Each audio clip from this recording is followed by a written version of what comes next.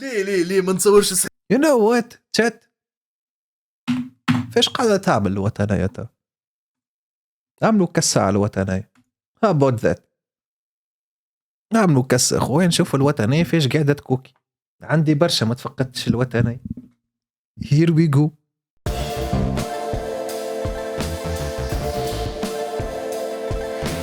سرقين الانسترو نعرفوا الانسترويات سلط على غنية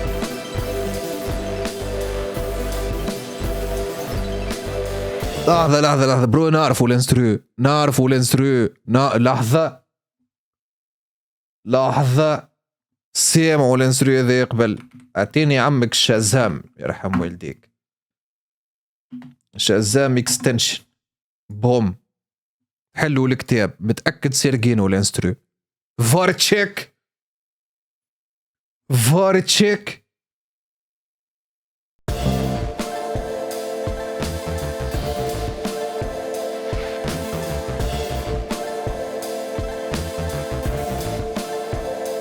باباراتزي نويل شكونو تفك على امي على تسكرت.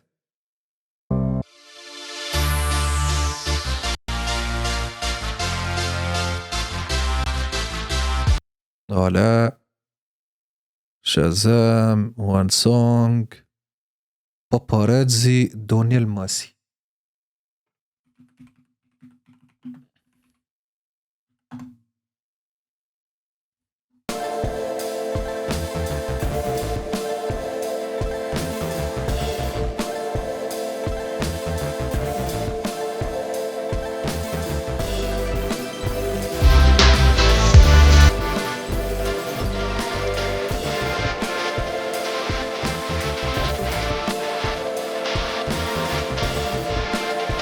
ولاد شكون يا رب بالك شي ساعة قبل كل شيء العباد اللي كتبت بنالتي كلامكم غلط. كي تسمع فهمتني الغنية لهنا وتسمعها فهمتني وين كنا نسمعوا فيها فما فرق كبير ما بيناتهم اللي هو الوطنية ماهيش نفس الكاليتي اللي ذا ما تتحسبش. هذايا نمرو 1. نمرو 2 شكون قال لك برو ما شراوهاش معناتها بكش يخلصوا عمك دونيل ماسي خويا نجم يكونوا خلصوه.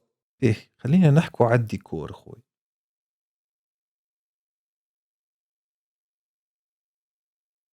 شنو هو الديكور؟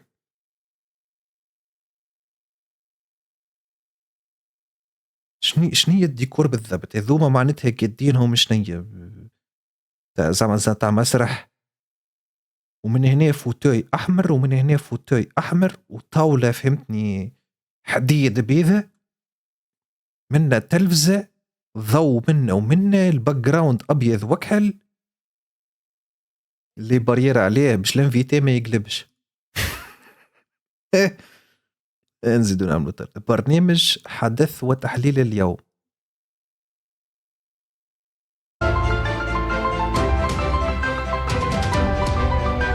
علاش عندي احساس هذا تمبليت هزوها؟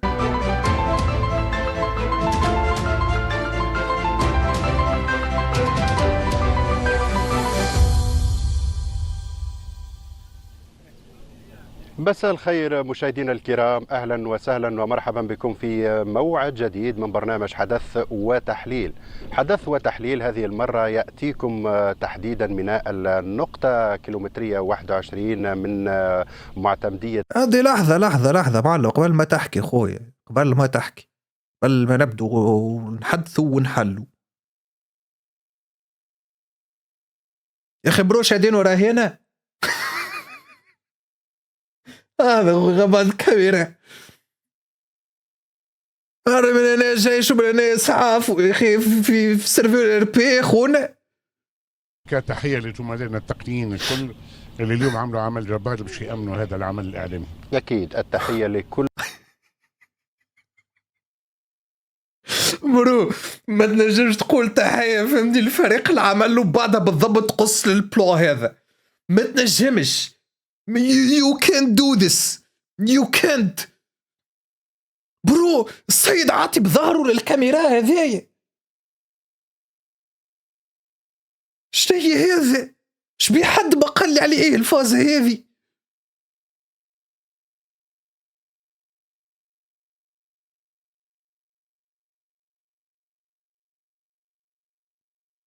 وعليش هذا بميكرو كرافات وهذوما بميكرووات في ايديهم؟ وعليش فما حاكم في الباك جراوند؟ شنو يجي؟ نحاولوا نفهم من يؤمن هذا البث المباشر من هذه النقطة. سعيد جدا أنه يكون إلى جانبي في هذه المساحة المباشرة صديقي. باش يعمل كندر سربرايز كي فهمت، عطينا هو بالجنب كي باش ما نعرفوهوش، بعدك يقول اسمه فهمتني، يعمل كونكوا رومان رينز والفازات هذوكم الكل فهمتني، يعني بالكشي فيها اورا الحكايه، بالكشي فهمتني عنده لغه. خلينا نشوف. وزميلي من التلفزة الوطنية من قسم الأخبار فراس بن سعد. مرحبا بك فراس. مرحبا بك نزار، مرحبا سي سفيان، مرحبا بقواتنا الأمنية. يا ما عمل شيء.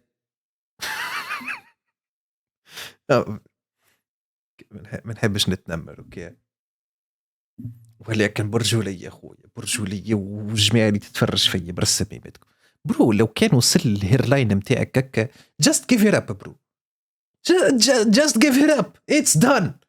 it's done جي جيز والله العظيم. فرتاس واعمل لحية تخرج جوك حفلات يا برو، نورمال ما فيهاش عيب فهمتني ولا؟ just give it up. شوف اللج خويا فهم روحه محليه يا اخي. هذا اتش دي، هذا اتش دي يا اخوي، هذا 1080 بي. اما وين تحية للزملاء اللي امنوا المكان وقدوا الكاليتي. اما تحسها مش 1080 بي لا محل. زملائنا التقنيين سواء من المركز من تونس والا من الوحده الجهويه بصفاقس اللي امنونا هذا البلاتو الخاص بمتابعه ملف الهجره غير النظاميه لهنا في معتمديه العامره من ولايه صفاقس. نعم يعطيك الصحه فراس. بعد شويه يلتحق بنا العميد حسام الدين الجبابلي الناطق. اوكي دوك باش يجيبوا حاكم هذيك عليه، هذيك علاش فهمتني عاملينه لهنا البلوم باقي البلوم قحول، ولكن فما علاش معناه.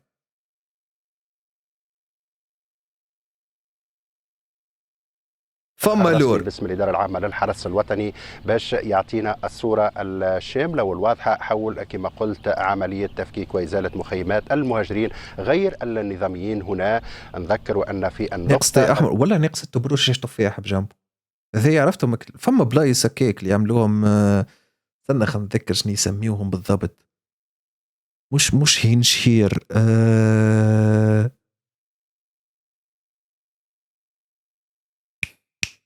قولوا معايا شات فيرما ولا الكيلومترية عدد 21 من مدينة العامرة ولاية صفاقس. بدايتي مع الصحفي فراس بن سعد.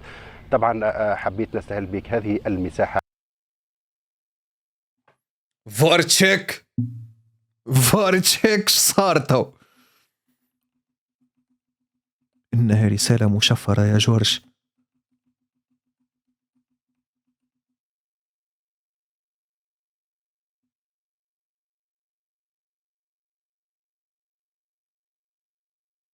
حبيت تحسها لهنا باش يخرج إمينيم بكليبك راب كود. نستهل بك هذه المساحة. شكرا للزملاء فهمتني، شكرا للزملاء على هذا العمل الممتاز اللي خدمتوه برو. انا فهمت الصوت بتاع الجيم يبدا عالي طرف فهمتني، الشارت بتاعي كله يصيح. يسعد لي انه التحق بنا العميد. يا اخي ذوما جايبينهم ديكور معناتها في الباك جراوند عليها كي معناتها ما عندهمش خدمه برو. تعبت في بلاصتهم بين عليه قاعدين واقفين الاولاد. ماذا تجيب؟ فما قواعد في التصوير. السيد اللي ركح البلون هذا شد القواعد متاع التصوير الكلهم، حطهم في القاعة وعفس عليهم كي وبزق عليهم. Let me explain. I'm being nerdy, okay? But let me explain. برو كي يبدأ عبد قاعد عمرك ما تاخذوا بلون هكا، خاطر تفرج السيد كيفاش خرج مسكين. علاش عملت للسيد هكا؟ انا توا قاعد معوج الكاميرا شويه خاطر من هنا حط شات، ولكن قسموا الكاميرا فهمتني هكا. نسيت شنو تتسمى بالضبط القاعده، باص فما نيرد يفهم في التصوير فهمتني. طيب فما كل جريد يصير هكا. المنظر نتاعي لازم يكون في الوسط. اجين انا ماهوش في الوسط على خاطر عندي تشات فهمتني، وانا تاخذني بلو هكا. علاش السيد هكا ماخذو؟ عليه حرام عليكم خويا، فرج الراجل كيفاش خرج مسكين.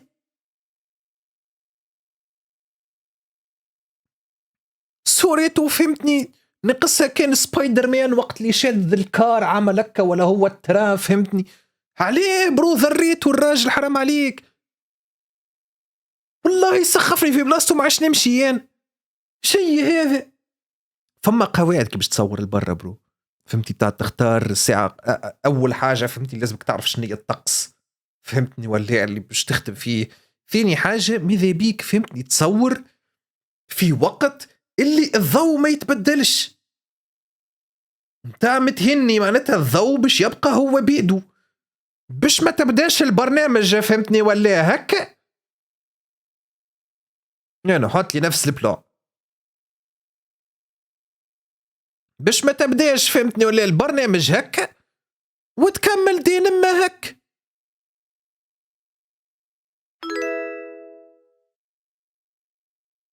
نواصلوا. جانب نعرفوها احنا وتابعناه، والتونسي يقول لك شنو هذا؟ جاء محكمه نتاع العامة.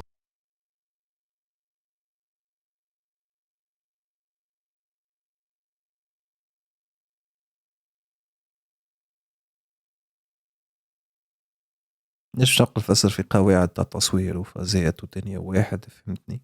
نواصلوا. ومالي وغيره ما عندهمش حدود، وبالتالي قاعدين يدخلوا عبر الحدود الشقيقه. نعم. برو هاو ايرونيك انهم مكرزي يحكيو هكا كل شيء علينا نحن مش نورمال، وهذوما قاعدين يدخلونا على بلادنا فهمتني ولا، وقاعدين يجوا. يا برو شوف روحك يا برو، شوف ايش قاعدين تعملوا، نضرب راسي على حيطنا تو يا معلم. في ليبيا ما يصيرش البرنامج هذا راه.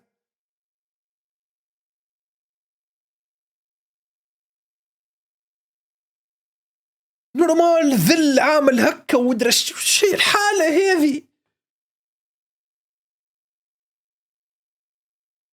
بالتالي التونسي يفهم هذه معركة معركته هو، وفي نفس الآن ليست كليهم الناموس معركة ضد هؤلاء. ثم مشكلة كما أي مشكلة تصير في الحياة، هو المرض مشكلة في الحياة. فما بالك ولده عنده مشكلة ولا جاره ولا غيره يجب نتناولوها. ثم استراتيجية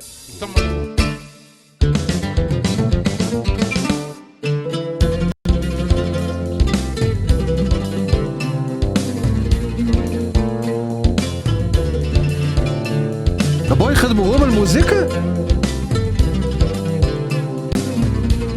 خدموا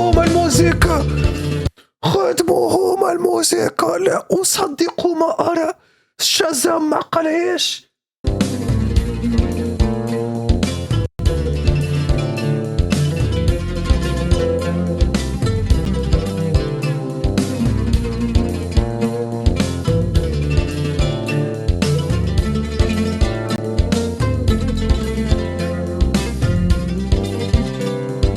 اوكي خويا اوكي.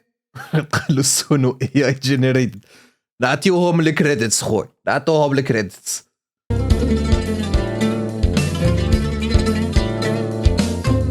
أهدي هذه الرواية إلى الذين لا يكتفون بأسطح الكلمات. السلام عليكم، شنو احوالك وخيتي؟ لاباس عليك؟ العائلة لاباس؟ مرحبا بكم اليوم في برنامجنا فين. شباه دخلت هكا طول. أهدي هذه الرواية إلى الذين لا يكتفون بأسطح الكلمات، إلى من يرون في السراب أكثر من مجرد وهم، إلى من يؤمنون أن الحكايات لا تروى لتنسى بل لتترك ندبة في الذاكرة، إلى أولئك الذين ساروا في متاهات الحب فتعثروا بذكريات لم تكتمل وسقطوا في فجوات الندم، لكنهم رغم ذلك نهضوا وساروا من جديد إلى القلوب التي تعلمت كيف تنزف بصمت، إلى العيون التي تحمل في نظراتها أسئلة بلا إجابات، إلى الأرواح التي ما زالت تبحث عن نفسها بين السطور. هذا الكتاب ليس مجرد قصة، إنه مرآة قد تعكس ملامحك الحقيقية أو تشوهها، سكين قد يجرح يقينك أو يفتح جرحا نسيته، وهم لكنه قد يكون الحقيقة الوحيدة التي لم تتجرأ على مواجهتها. إليكم أهدي هذه الصفحات سرابا قد تقطعون السحاري. ما تهدي ليش يا برية عمي، دقيقة فسري لي الساعة، فهمتني؟ وين السلام عليكم؟ حسيت روحي هي قاعدة وين دخلت عليها برو، حسيت روحي أنا اللي دخلت قصيت على كلامها ولا فازة كيبها هكاك. بحثا عنه أو تكتشفون أنه كان بنت انت شكون داخلكم طوال الوقت.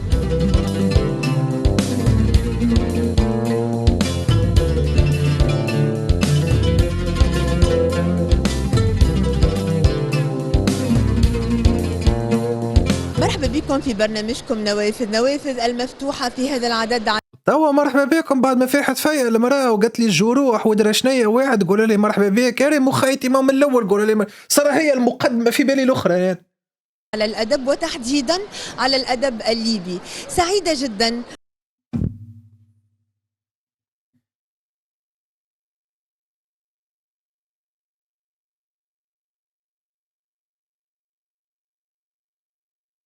مانيش باش نقول شيء، مانيش باش نقول شيء. I'm not gonna say it. I'm not gonna say it. برنامج أهل تونس.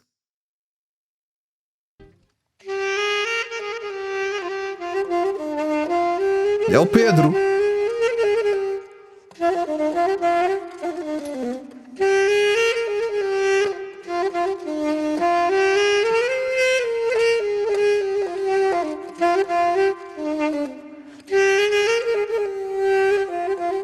اخي ديما ما عندهمش انتروات يدخلوا طول في صلب الموضوع، فهمتيش الفازة هذه؟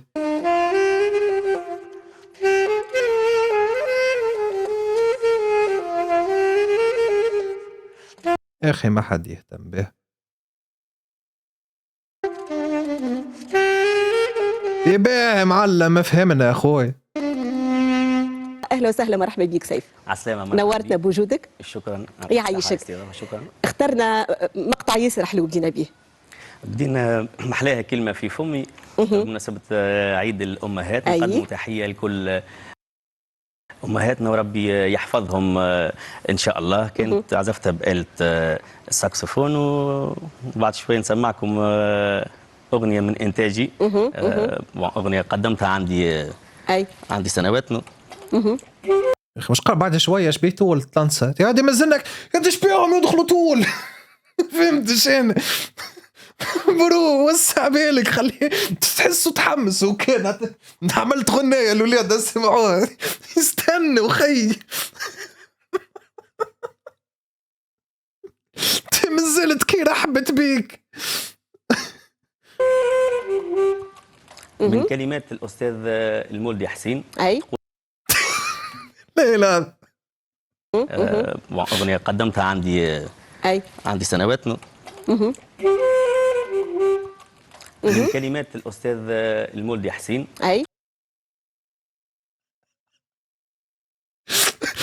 بروسيد ورجع يحكي عندي نورمال فهم شيء. هذاك التيزر الولاد، هذاك التيزر. ستريم ديك بتاعو هذيك. تقول محلى طلاتك يما ومحلى هذا حكايتك، حبيت الدنيا وكبرت ببركة دعواتك. تقول محلى طلاتك يما ومحلى ضحكاتك، محلى طلاتك يما ومحلى ضحكاتك، حبيت الدنيا وكبرت ببركة دعواتك، حبيت الدنيا وكبرت ببركة دعواتك يا أما كنت. يا أخو جي ليك يعطيك الصح. أما أنت شكون؟ مش ما يعرفوا بيه.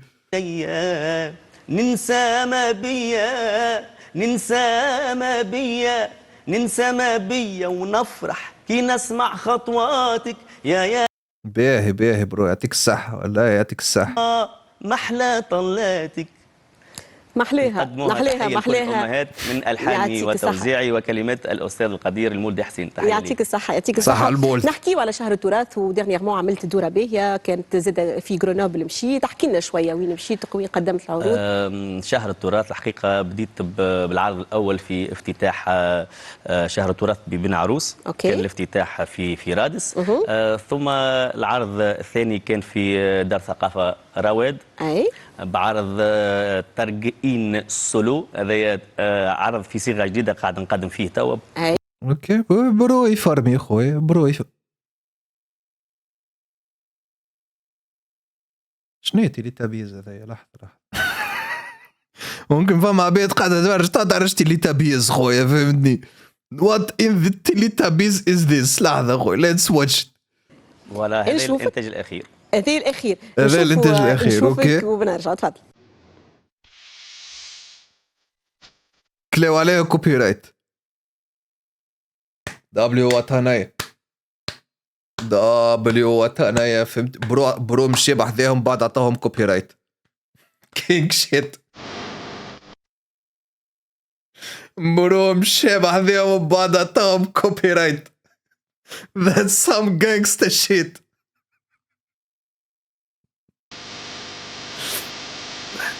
يبث لي أول مرة اكسكلوزيف.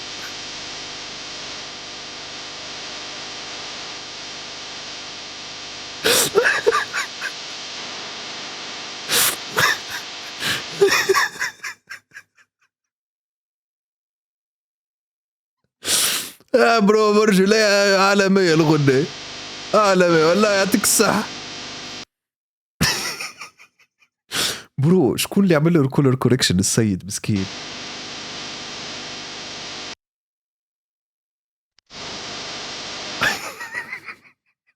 بيه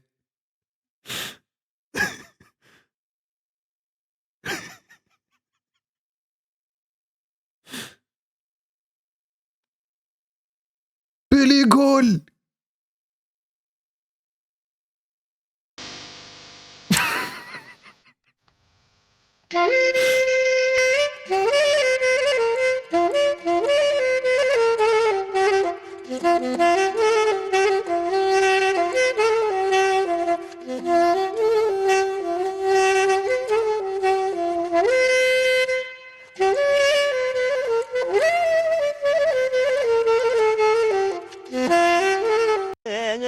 وقتال يعمل توسكي يا اخوي. الهوى وزاد علي وهاتوا. اللي يعجبني كل ما يقوم يغني فهمتني المخرج يعجبه يحط البلوم تاع المرأة ذي الزبد ان هكايا فهمتني في الكوا. عجبته الفاز هكا كل ما هو يغني لا يحطوا لنا منظرها وهي تتبس زوب. لي حصاني ومقروني وهاتوا لي حصاني ومقروني. يا اخوي معنا في ليكيب هدى المسعد يقول لها كل عام وانت حيب الف خير لانيفرسير نتاعها، هي الجورناليست نتاعنا واللي نحبوها الناس الكل. كل عام وانت حيب الف. نعرفيش انا مش نحب خيتي مش الناس الكل انتوما تحبوها جي لكم هابي بيرثدي له هابي بيرث. الف خير يا هدى، وهي ام زاده مزيانه برشا برشا. نحكيو على اهميه توا الآلة الموسيقيه في تونس ومستقبلها كيف وخاصه اللي اسمك ما بين اهم الاسامي اللي خديت صيت كبير في تونس وخارج تونس. نحكيو على الآلة الموسيقيه. الآلات الموسيقيه. الآلات الموسيقيه باهي. بالنسبه للآلات الموسيقيه هو غرامي من الصغرى، يعني الهوايه نتاعي العزف على فوالا برو نورمالمون يحكي هذايا من الاول ولا انا غلط؟ نورمالمون هذايا اول سؤال معناتها يتسأل قبل ما يبروموتي الموسيقى نتاعو قبل ما يدخل يغني لنا،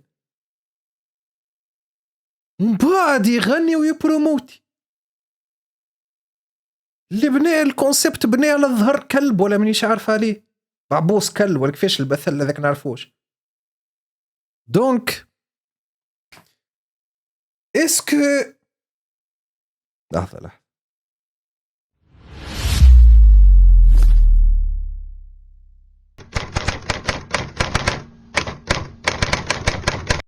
هذا الفيلم فيه مزج بين فيديوهات الجديدة ومواد أرشيفية وصور مولدة بالذكاء الاصطناعي. واسمع لوطنا يا صادق، تعرف شنو هي الاي اي؟ التعليق الصوتي وصوت الشخصية المالتية مولد بالذكاء الاصطناعي. بوك بوك بوك بوك بوك بوك. هاي هاي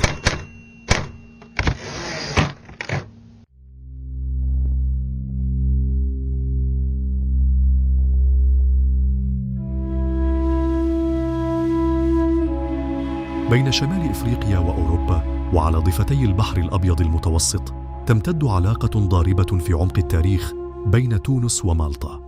علاقة لحظة، معناتها الفوا اوف بالاي اي يا اخي ما عندهم مش خدامة.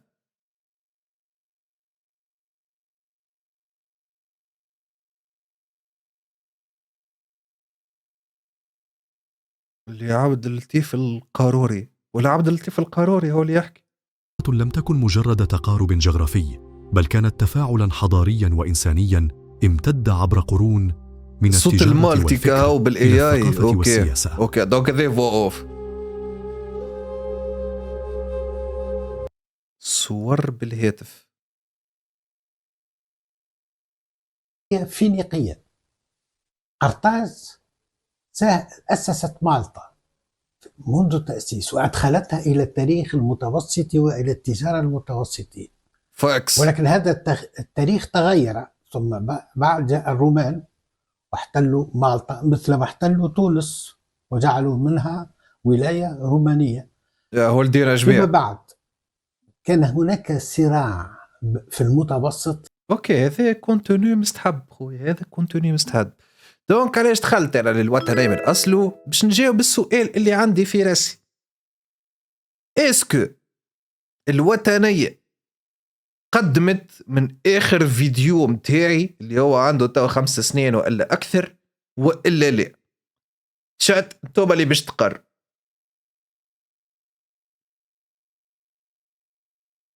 ليه نو ليه زدت دخلت في هيئة 9 وخرت kinda absolutely not.